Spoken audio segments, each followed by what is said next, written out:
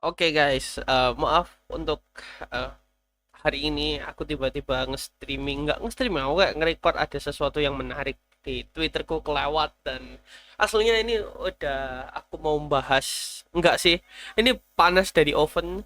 Eh, Buat temen-temen yang nggak tahu, aku lagi nge-clipping orang yang graduate sekarang, jadi mohon maaf kalau aku kayak gak fokus dan ini mungkin aku harus ngeri-record ini kalau udah selesai karena aku lagi editing sambil nge-record ini biar nggak lupa. Tapi hari ini kita mulai aja langsung ke ini info paling hangat atau terpanas sekarang adalah dari Vera, sexual harassment, assault, gaslighting, emotional abuse, underage, minor exploitation. Mengenai VTuber Arya Risu. Buat teman-teman yang nggak tahu siapa Arya Risu di sini, Arya Risu ini adalah VTuber. Aku akan ngomong aja ya. Aku akan langsung ngomong dari hati ke hati. Ini VTuber cringe anjir. Aku gini. Oke lah, mungkin ada yang suka video-video kayak gini, konten-konten kayak gini silakan. Tapi oh my god. Ini ah yang apa itu yang Shota Shota collab sama gimana gitu loh, yang oh ya Kak, terima kasih yang gimana gitu. Dan dia suka yang role play gimana gitu kan. Aku oke, in some sort gitu ya, aku gak nyalahkan orang ingin role play, tapi kadang kalau kamu kayak selevel kayak gini, kadang role playnya itu kayak kayak cringe banget aku ya aja. Pertama, ini semuanya storynya kita mulai dari sini. Pertama kali bertemu di AR, server publik milik sebuah agensi kecil, mereka punya voice bareng, mengaku kalau karakternya dulu agak yabai. Terus habis itu 15 Oktober meminta maaf, bla bla bla. Jadi intinya kita akan baca satu-satu aja. Aku akan ngeri recording ini, aku pasti yakin ngeri recording ini. Pada 15 Oktober, minta maaf karena merasa sempat dipancing AR tidak sengaja dengan cara YAP, tapi bukannya tapi bukannya biasa aja. AR malah berkata lu harus tanggung jawab nih, dan lanjut meminta izin untuk telepon. Di berapa sampai ke telepon, mengiyakannya karena mengira hanya untuk membahas minta maaf. Tetapi AR mulai mengarahkan korban ke hal-hal tambah ya baik lagi anjir. Dari sana AR semakin sering meminta S untuk video call dengan intensitas tertentu. Saat S menolak, AR menggunakan playing victim. Oke, wait. Si, dude, dari sini udah red flag banget anjir. Kenapa kamu ya? Kamu kalau, heh, gini, aku mohon maaf ya, mohon maaf. Aku sambil ini. Tapi bayangkan ya, kalian gini, memancing orang untuk YAB itu emang tidak baik, gitu kan. Itu emang tidak baik kalau kamu memancing orang untuk kayak melakukan hal-hal itu kayak gitu. Dan kalau kamu merasa bersalah, untukku S di sini udah bener, dia harusnya datang dan ngomong, oh ya, eh mohon maaf gitu. Tapi kalau udah playing victim, kayak kamu harus tanggung jawab kayak gini, dude. Ya oke lah, oke. Mungkin ada rasa bersalahnya, tanggung jawab apa sih? Kalau kalau aku pasti akan nanya lebih jelas. Memangnya sampai seefek itu tah playing victim sampai gini? S mengiyakan karena mengira pembahasan minta maaf. Tapi kalau udah mulai ke ero ini harusnya ada red flag harusnya. Membuat S merasa bersalah hingga terpaksa mengiyakan. Pada 17-19 Oktober, AR tiba-tiba membuka kamera dan menunjukkan dirinya melakukan ini udah udah sangat parah banget. Terus sejak kejadian itu, S jadi takut mengangkat panggilan dari AR karena terus terbayangkan apa ia lihat sebelumnya. Namun AR tidak berhenti. Pada 28-29 Oktober, AR mengajak S untuk meet up di Bandung dengan alasan biar sekalian ngobrol. Dude, ini dari masalah permintaan sampai kamu nunjukkan bananamu itu gimana aja? Ya jelas siapa yang mau ketemuan meet up itu. AR ini ya, itu gak masuk akal. Kayak kenapa kamu habis nunjukkan ini gitu kan ke orang di bawah umur lagi, lebih parah lagi ini orang 16 tahun, dan kamu merasa bahwa oh ya aku minta maaf, dude. Orang ini sakit mental sumpah. Orang jelas-jelas, dude, kita lanjut aja. Aku mau membaca ini tuh kayak stres gitu aja. Aku harus ambil kopi habis ini. Sebelum meet up mereka beneran meet up. Sebelum meet up mereka sempat bertengkar. AR sering merendahkan S membuatnya merasa kecil. Mental S yang saat itu masih di bawah umur menjadi alasan kenapa akhirnya ia tetap setuju. AR membawa S ke apartemen sewaan dengan dalih untuk bermain atau ngobrol seperti biasa. Oke, ini guys, kalau kalian di bawah umur dan ada orang kayak tolong kayak gini nih, selalu hati-hati, terutama kalau kamu kayak perempuan atau apa, ini sangat hati-hati banget. Tapi kenyataan AR mulai menyentuh, memeluk dan memaksa S untuk tidur sedang. S sempat mencoba melawan tapi kalah tenaga. AR memaksakan hingga terjadi tindakan benar-benar melanggar batas. Keesokan harinya S pergi ke event cosplay dalam kondisi masih kontak dengan AR, tapi bingung harus bagaimana setelah insiden itu. S terus bertanya kepada AR, terus ini gimana? Terus gimana? Ini susah sih. Ini hasilnya S bener kalau ngomong ke Vera dan ngomong kayak gini. Ini hal yang harusnya jangan dilakukan aja. Pada 5 November, AR mulai memanipulasi S dengan berkata, kamu bisa percaya sama aku nggak? Ketika S membalas dengan nada curiga, AR meyakinkan bahwa semuanya akan baik-baik, tapi itu hanya manipulasi yang lebih lanjut. Ketika S tahu bahwa AR juga dekat dengan orang lain secara romantis, AR langsung tersinggung. AR makin kesal saat tahu S bercerita kepada Kuncoro, teman S. Padahal Kuncoro hanya mendengar curhatan S dan sebelum membocorkan ke siapa-siapa. AR memutar balik fakta, menyalahkan S dengan mengarang alasan bahwa ini semua adalah kesalahan Kuncoro. Pada 9 November, AR tiba-tiba meminta maaf kepada S, berpura-pura menyesali pembuatannya, tapi itu hanya tipuan karena AR sebenarnya sudah mencari apa lain.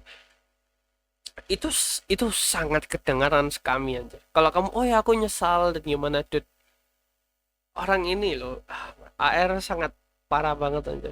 Kamu itu tidak baik untuk melakukan hal-hal ini. Apalagi, ya kita lanjut aja lah. Aku akan naruh komen di akhir aja. Tapi for now kita akan baca. S hanya membahas dengan tegas, oh ya bagus deh. Kalau kamu introspeksi, sorry. Introspeksi, kasihan orang-orang yang kamu rugiin. Setelah itu AR memutus kontak dengan S. Oke. Note, AR tahu usia S itu 16 sejak awal, begitu juga sebaliknya. AR menggunakan trauma dumping secara mendekati korban. Motif ini digunakan setidaknya 3 orang yang sudah teridentifikasi. Dan ini nggak sekali lagi, 3 kali. Kasus lain dari korban N mengaku bahwa pertama kali berinteraksi AR pada 2020 ketika dia masih berusia 15 tahun. AR mulai mengikuti akun YouTube karena suka dengan suaranya yang pitch-nya dan tinggi, kemungkinan karena belum mengalami perubahan suara akibat pubertas. AR menghubungi N dengan gaya yang terlalu akrab sehingga menggunakan gaya bicara action atau ala rope. Awalnya N merasa itu hanya cara bersosialisasi dengan komunitas, meskipun terasa off atau aneh dan membuat tidak nyaman. Ini loh yang kadang yang aku criticize dengan roleplay adalah kadang kamu harus tahu kapan harus nge-roleplay sama kadang kamu nggak harus nge-roleplay gitu kan. Dan ini kenapa kok aku tidak suka VTuber yang karakternya didesain di awal dengan role playing itu kayak gini, karena kamu itu gak sebegitu yakin dengan orang di depanmu itu gimana gitu kan. Kayaknya semua konten kreator yang mengawal brandingnya role play itu selalu kayak gitu. Aku kurang seneng aku. Pada Juli 2024, AR melakukan trauma dumping, berpikir tentang patah hatinya dan bagaimana N sangat mirip dengan seseorang masa lalunya. N merasa ini terlalu berat untuk seorang yang dikenal.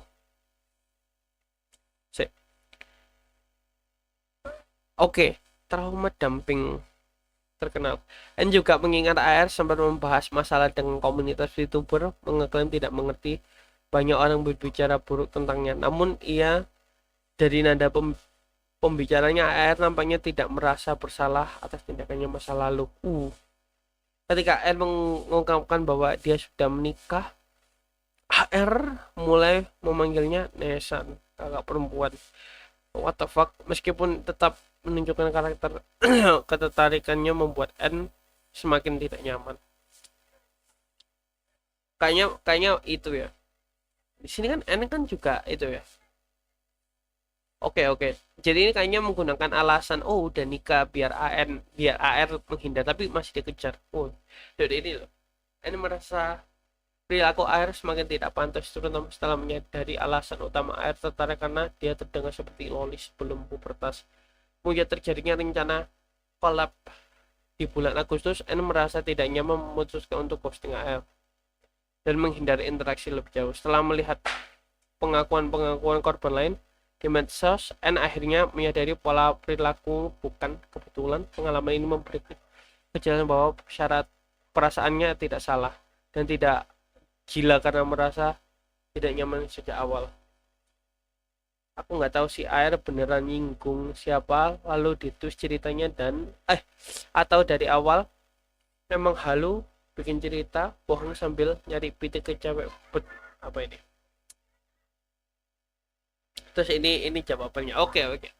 Men, tadi cukup jauh dan kita men arc AR ini bejat mah seneng-seneng aja ngobrol selama masih ngerti topik diriku.